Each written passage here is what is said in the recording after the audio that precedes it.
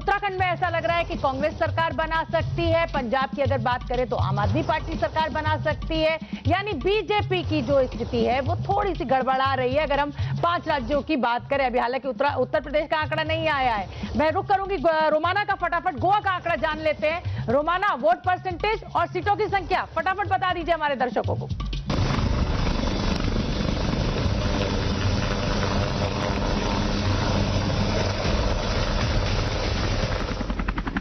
40 विधानसभा सीटों वाला छोटा सा प्रदेश है गोवा, और जहां तक नजर जाएगी आपकी गोवा में सिर्फ और सिर्फ आपको समुद्र, बीच यही नजर आएगा। कुल मिलाकर गोवा की अगर बात की जाए तो साल भर तक पर्यटकों से गुलजार रहता है गोवा, और ऐसे में अब चुनावी माहौल में वक्त एग्जिट पोल के आंकड़े आपको दिखाने का है। तो आइए शुरुआत करते हैं। पहले वोट परसेंटेज आपके सामने रखेंगे, आपको दिखा देते हैं कि इस बार गोवा में वोट प्रतिशत के हिसाब से कौन कहां पर। आप देख सकते हैं वोट प्रतिशत के लिहाज से बीजेपी सबसे आगे 33% वोट परसेंटेज के साथ। कांग्रेस प्लस बीजेपी से 3% पिछड़ता हुआ 30% वोट शेयर कांग्रेस प्लस के खाते में जाता हुआ आम आदमी पार्टी 14% वोट शेयर हासिल कर रही है गोवा में। वहीं टीएमसी पहली बार किस्मत आजमा रही है, 11% वोट शेयर टीएमसी के भी खाते में जाता हुआ नजर आ रहा है। अन्य के खाते में 12% वोट जाता हुआ नजर आ रहा है। कुल मिलाकर गोवा की लड़ाई बेहद दिलचस्प होती हुई वोट शेयर के मामले में आप देख सकते हैं बीजेपी बाजी मार रही है। लेकिन अगर इसी को तब्दील किया जाए सीटों में, तो सीटों का आंकड़ा क्या कहता है? सीटों का आंकड़ा यह कहता है कि जादुई आंकड़ा गोवा का 21 है, उसे कोई हासिल कर नहीं पा रहा। बीजेपी और कांग्रेस में टक्कर काटेगी। बीजेपी के खाते में 13 से 17 सीटें जा सकती हैं, कांग्रेस के खाते में 12 से 16 सीटें जा सकती हैं। आम आदमी पार्टी 1 से 5, टीएमसी प्लस 5 से 9, अन्य के खाते में 0 से 2। फटाफट अबे दुबे बताइए क्या कहेंगे आप? टीएमसी काफी निर्णायक भूमिका में दिखाई दे रही है। अगर नतीजे यही रहते हैं जो कि एग्जिट पोल में दिखाए गए हैं तो सारी सत्ता की चाबी टीएमसी के पास होगी, और जाहिर है कि वो भारतीय जनता पार्टी का समर्थन नहीं करेगी। भारतीय जनता पार्टी को बड़े पैमाने पर तोड़फोड़ करनी पड़ेगी अपनी सरकार बनाने के लिए। पिछली बार भी वो पीछे थे कांग्रेस से, लेकिन सरकार को ले उड़े। इस बार भी वो कर सकते हैं, उनके पास संसाधन है, उनके पास क्षमता है, उनके पास इस तरह के रणनीतिकार हैं। पिछली बार भी लोकतंत्र का अपहरण हुआ था, इस बार भी लोकतंत्र का अपहरण हो सकता है। राजकिशोर जी क्या कहेंगे? क्या आपको लग रहा है कि ममता बनर्जी जो पहली बार गोवा में अपनी किस्मत आजमा रही हैं, वो एक निर्णायक भूमिका में हो सकती हैं? अब इन आंकड़ों के लिहाज से तो लग रहा है शोभना, लेकिन मेरी थोड़ा समझ में आ नहीं रहा है, क्योंकि जिस तरीके से टीएमसी शुरुआत में बहुत ताकतवर दिखाई पड़ रही थी, उनके नेताओं में भगदड़ मची, वहां पर कोई बड़ा नाम उस तरीके से उनके पास रह नहीं गया है। लेकिन उसके बाद भी अगर टीएमसी आती है तो ठीक है, लेकिन इतना छोटा राज्य है, ये बात तो आप मानकर चलिए। अगर इस तरीके के आंकड़े आ रहे हैं तो बीजेपी सरकार वहां नहीं बना पाएगी। ठीक है, तो चलिए जोड़ तोड़ क्या कुछ हो सकता है, क्या गणित इन सियासी दलों के द्वारा बिठाया जा सकता है, वो गणित आपको दिखा देते हैं। अगर हम बहुमत की बात करें तो 21 का वो जादुई आंकड़ा है। बीजेपी को अगर 15 सीटें मिल रही हैं और टीएमसी 7 सीटें, अगर बीजेपी को समर्थन दे देती है टीएमसी तो 22 हो जाएंगी, यानी बीजेपी सरकार बना सकती है। अगर हम कांग्रेस की बात करें तो 12 से 16 सीटें, यानी अगर 14 सीटें कांग्रेस के पास हैं और 7 टीएमसी की मिल जाती हैं तो 21 का आंकड़ा वो जादुई आंकड़ा। रौनक कुकड़े का मैं फटाफट रुक कर लेती हूं। देखिए रौनक कुकड़े, बहुमत तो किसी को भी मिलता हुआ दिखाई नहीं दे रहा है, लेकिन जो एक हैरान कर देने वाली बात इस पूरे आंकड़े में निकल कर आ रही है वो टीएमसी की सीटें हैं, यानी टीएमसी जो है वो किंग मेकर की भूमिका में दिखाई दे रही है। रौनक कुकड़े,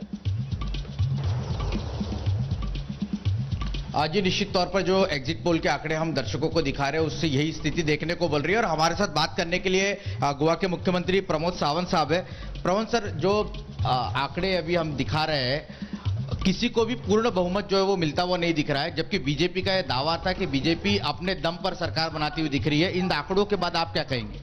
मुझे अभी भी पूरा विश्वास है, चाहे वो एग्जिट पोल के हर एक सर्वे में डिफरेंट नंबर्स दिखा रहे हैं, लेकिन मुझे पूरा विश्वास है कि बीजेपी को पूरे मेजोरिटी के साथ नंबर्स मिलेंगे, यानी 21 से ज़्यादा सीट भारतीय जनता पार्टी को मिलेंगे, मैं पूरे विश्वास के साथ कह सकता हूँ। लेकिन सर, सबसे बड़ा जो यहाँ पर एक एग्जिट पोल में जो आंकड़े सामने निकल कर आ रहे हैं, टीएमसी जो है उनको 3 सीटें मिलती हुई दिख रही है और मुख्य तौर पर किंग मेकर की भूमिका में टीएमसी आ सकती है। इसको कैसे देखते हैं? क्योंकि शुरुआत में तो काफी माहौल दिखा था उनका, लेकिन बाद में ये भी कहा गया कि उतना असर जो है टीएमसी का नहीं दिख रहा है। लेकिन जो नतीजे फिलहाल एग्जिट पोल में दिख रहे हैं वो तो ये बता रहे कि टीएमसी आने वाले दिनों में किंग मेकर की भूमिका में रहेगी।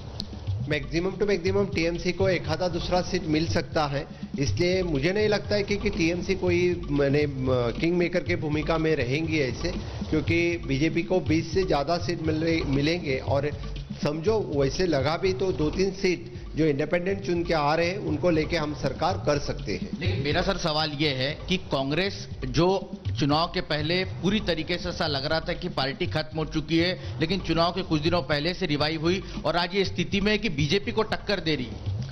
कांग्रेस को मैक्सिमम टू मैक्सिमम मुझे लगता है 10-12 सीट मिलेंगे, क्योंकि कांग्रेस तो नेशनल पार्टी है, उनका इतने सालों से यहाँ पे काम है, उनकी वोटर्स है, तो फिर कुछ लोग तो कांग्रेस को वोट करेंगे ही करेंगे। डेफिनेटली 10-12 सीट कांग्रेस को मिल सकते हैं। अरविंद केजरीवाल फैक्टर और आम आदमी फैक्टर को कैसे देखते हैं? आम आदमी फैक्टर मुझे लगता है कि इस बार एक आधी दूसरी सीट उनको मिल सकती है, क्योंकि लास्ट 10 साल से वो पार्टी यहाँ पे काम कर रही है, तो एक आधी दूसरी सीट उनके खाते में मिल जाएगी। लेकिन मेरा सवाल ये है कि अगर जरूरत पड़ी तो क्या आम आदमी पार्टी से समर्थन लेने को लेकर बीजेपी विचार कर रही है?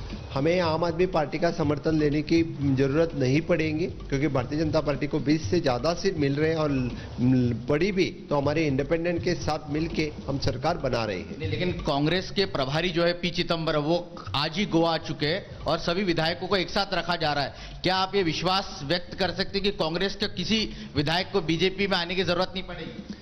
मैं पहले दिन से कहते आ रहा हूं कि कांग्रेस पार्टी को उनके विधायक के ऊपर भरोसा नहीं है, वो कभी भी कहां पे भी भाग सकते हैं, इसलिए उन लोगों को सभी किसी होटल में रखने की बात चल रही है।